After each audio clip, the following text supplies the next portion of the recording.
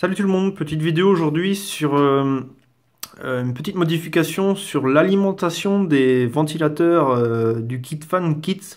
Donc j'avais déjà fait une vidéo sur le montage de ces ventilateurs sur mon masque d'ail.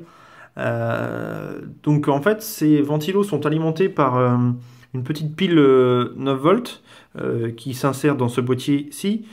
Le gros souci ce sont les piles. Donc moi au départ je suis passé sur une pile rechargeable 9 volts de 175 mA, mais je me suis vite aperçu que je manquais de capacité, c'est-à-dire que la pile se déchargeait très rapidement, je faisais à peine une après-midi.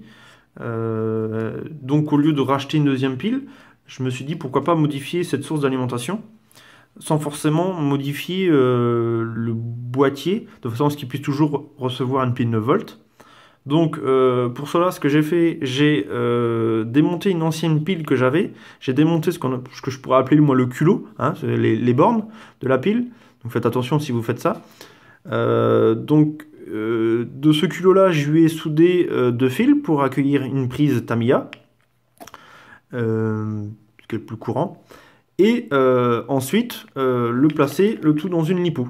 Alors au départ, donc ça c'est une lipo qu'on met dans les boîtiers NPEC. Donc là, je suis sur une lipo 7.4 1200 mA. Donc le but, c'est d'avoir une petite batterie. La lipo, là, je sais que 1200 mA, ça va me faire largement la journée. Et tout en limitant l'encombrement et la gêne, le fait que ça soit sur la sangle du die. Donc le but, tout simplement, là, j'ai soudé mon culot. J'ai fait une petite entaille ici, de façon à pouvoir passer mes fils. Et voilà la façon dont je le monte. Donc je viens brancher mes deux prises Tamiya.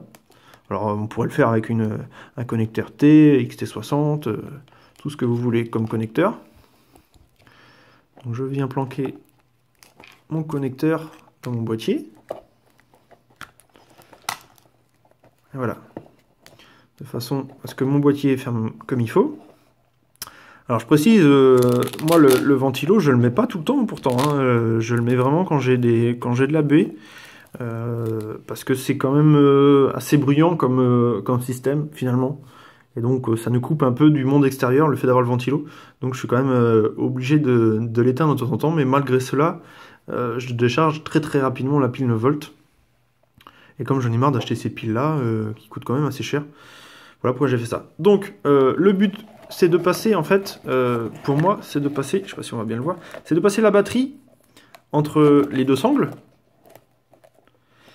de passer l'attache velcro qui est fournie avec le boîtier, de simplement remettre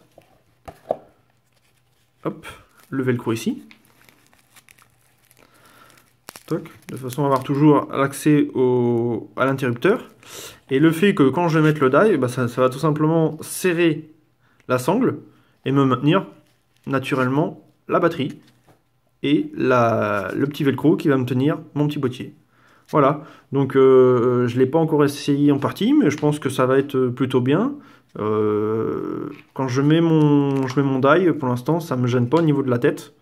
Donc voilà, bon, le petit côté un peu chiant, c'est le fait de voir la petite prise d'équilibrage là, de la lipo. Bon, après, on pourrait mettre un petit bout de scotch là, cacher tout ça gentiment. Après, c'est con parce que quand on va recharger la lipo, on va tout simplement faire l'équilibre des deux éléments via cette petite prise d'équilibrage là. Donc c'est pour ça que c'est intéressant de la voir. Bon, après, elle est sur le bas du casque, hein, du die. Donc voilà, à essayer, mais je pense que ça devrait être pas mal. Et puis là, avec une capacité plus que satisfaisante, 1200 mA, ça devrait faire largement. Voilà, c'était tout.